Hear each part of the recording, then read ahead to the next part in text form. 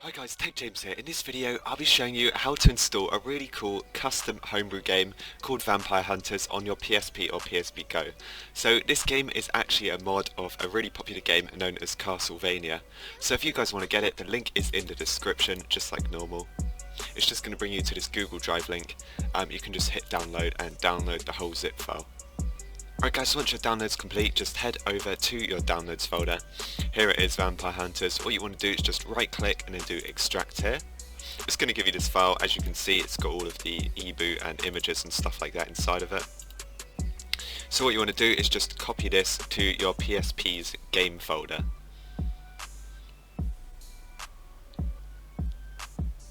Okay, so once it's on your PSP, you can just disconnect your PSP from your PC and I'll show you guys how to launch it up.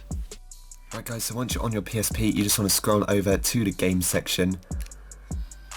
Just scroll down and this is actually what it looks like. It hasn't actually got a theme or an icon yet. Maybe one of you guys might be interested in making one, but I'm just going to go ahead and press X to launch it. So the game will just start up like this, just wait for it to load.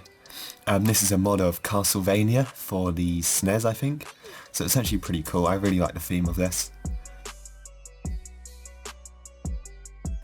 As you can see, it even said Castlevania just for a split second. So it's just going to give you this intro screen. What you can do, you could go ahead and just press start again. I'm just going to scroll down to the options and go into the, let's go into the video options because I want to just stretch out the screen a bit.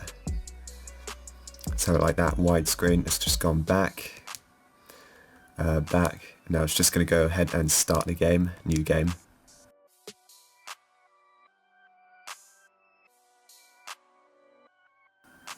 Okay, so this is pretty much what the game looks like. It's pretty cool. I'll show you guys some gameplay in a minute. It's basically just a heavily modded version of Castlevania. I'm not sure how many levels there are, but I'm pretty sure it's quite a long game. So it's got like a story mode. On the first mission here, you have to like sort of save these villagers that are being attacked by all these sort of vampires and beasts. The controls on this are kind of weird. You press X to fight, you can press square to sort of jump forward and circle to sort of jump back.